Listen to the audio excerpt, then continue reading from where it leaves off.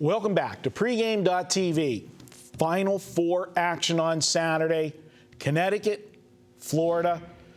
Ken, we expected one of these teams to be here. I don't think a lot of people expected Connecticut to be in the Final Four. They've had a tremendous ride, but I'm going to break it down, and I actually think that Connecticut, other than the last game, and we'll talk about the Michigan State game in more detail, but the 3 games previous to that, I think was a break for Connecticut. First off, I think they should have been one and done. They should have lost to St. Joe's. No doubt there. St. Joe's had led that game the entire game, had control of it, and whether you want to say it was a Connecticut run at the end or a St. Joe's choke job, the game went into overtime, and we've seen it happen too many times.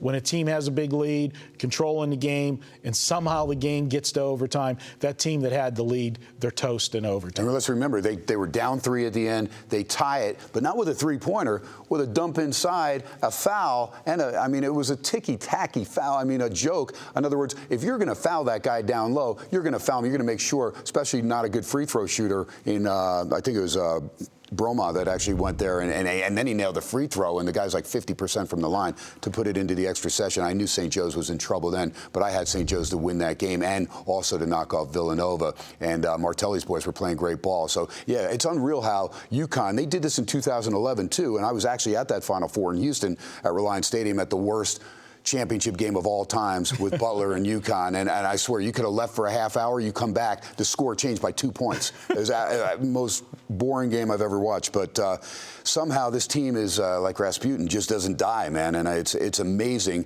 how UConn is in the Final Four. Michigan State fans, I will tell you this, you've got to be embarrassed the way that team played. That was the worst Michigan State performance, the worst Izzo-coached game that I've ever seen in an Elite Eight. It was absolutely putrid. Outside of Harris, who played very well, Payne at times, nobody showed up, and Applin looked like a kid that never played basketball in his life. Well, we'll get to the Michigan State game in a second. Go to the second game for Connecticut, and I thought they caught a huge break with the matchup with Villanova. Even though Villanova was a high seed, this was a great matchup for Connecticut for 2 reasons. One, very familiar with Villanova because they played all those years together in the Big East and, just had the switch of conferences this year. So it wasn't like they had to prepare for a team that they never saw before. They were very familiar with them. And we've talked about several times this year, and Scott Spreitzer mentioned it on First Preview, Villanova can't defend a 3, and Connecticut was able to shoot the 3 very well against Villanova. This is one of those ones where, you talk about, matchups and fights and so forth, styles. Well, Connecticut's style was perfect against Villanova because Villanova just has such a problem with good three-pointing shooting teams, and they moved on.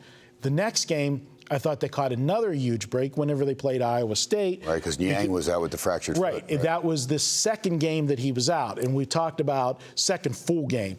And we talked about that on a video last week when we did that game, that I like to go against. I'll take the injured team in the first game of the first full game of the injury because the players all, they get pumped up, give 110% to compensate for the loss. But if they get that win, it's almost like a mental letdown. It's like, oh, okay, we're going to be all right. We showed we can win without him. And then it's the second game that they get knocked off, and that's exactly what happened to Iowa State. And also in the second game, the other team has film on them playing without that star. Absolutely. And, and go back to the first game, a lot of times the team that's playing the injured team, mentally you go, we just caught a break because, we're facing them without a star. Whereas once a team gets beat by the injured team, the next team on deck, not looking past them in the slightest. They're fully prepared, to not take them for granted. So Connecticut moves on. I got to say, I thought the road would have stopped for them at Michigan State. I thought Michigan State was playing complete basketball right now. Everybody was jumping on the bandwagon. The tires, there were so many people jumping on the Michigan State bandwagon. You could see the air going out of the tires of the bandwagon because of all of the weight. Everybody saying now that they're healthy, Coach Izzo, blah, blah, blah. I was one of those guys, too, and I had them winning against Wisconsin in the finals. And, you know, when you watch the championship of the Big Ten, when they destroyed Michigan from start to finish, I think that's the team that everybody expected to see throughout the tournament. Saw that a couple times, but did not see it against UConn. Like I said, the worst Michigan State game that I've ever seen once they got to the Sweet 16 and passed. And anybody that's a Michigan State Spartan fan will tell you that's probably the worst performance they've ever seen with Izzo in the postseason. Yeah, and Connecticut was able to win that game against Michigan State. They only shot 34% from the field and still was able to win. But the difference in that game, 21 of 22 from the line, baby, and they do it 81 of 92 or 82 of 91, one of those two in the tournament. They just don't miss from the charity stripe, and that is their MO. And if they're able to do that, and if the game is, you know, called nip and tuck, that's an advantage for them. Absolutely. And, you know, Michigan State hit their foul shots. The problem was they only had 8 of them. Right. They hit 7 out of 8. You know, they never went to the basket, Marco. Yeah, you can't, you know, line up and try to shoot everything from outside, live and die, you know, with your jumper, and that's what happened. But you know what, Ken? You want to say it? Marco D'Angelo, this is your free play. Let's make it official. All right.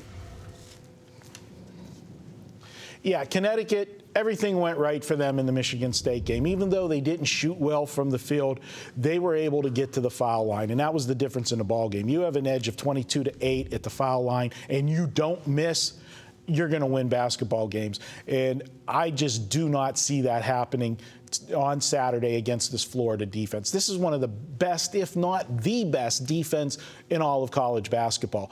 And it is a revenge game. And I know a lot of people make a lot about revenge, but you know what? This is one of those ones where that game was early in the season. It was in December. It was at Connecticut. This Florida team, they continued to get better as the season went on. And once they became the #1 team, they didn't give it up. They just continued to do it, and they rolled through the SEC.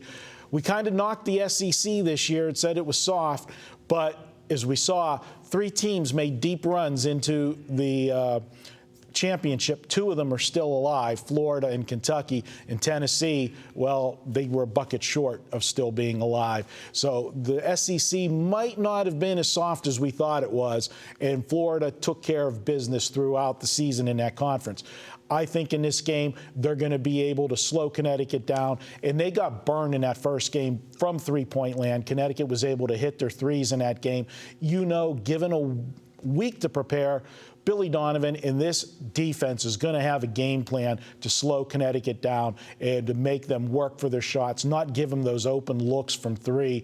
And they're going to say, you know, let's not put them on the foul line the way Michigan State did.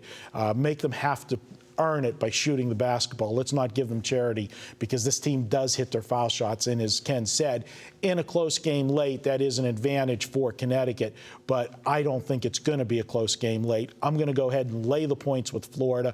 I've got Florida winning this one by 9 or more. I think they move on to the national championship game. And boy, what a game it would be if we get Kentucky, Florida, round 4. Yeah, no doubt about it. I think either way it's going to be a good game, because Wisconsin, Florida is still a good matchup. But you're right. Anytime Connecticut has run into good, solid defensive teams, Memphis, Cincinnati, Louisville twice were their last 4 losses. And against Louisville, they were destroyed in their last regular season game. Absolutely. All right. We've got one more video for you. We're going to preview a prop for the Final Four. Just like the Super Bowl, a lot of props out on these Final Four games. There's one in particular I like. We're going to do that next on pregame.tv.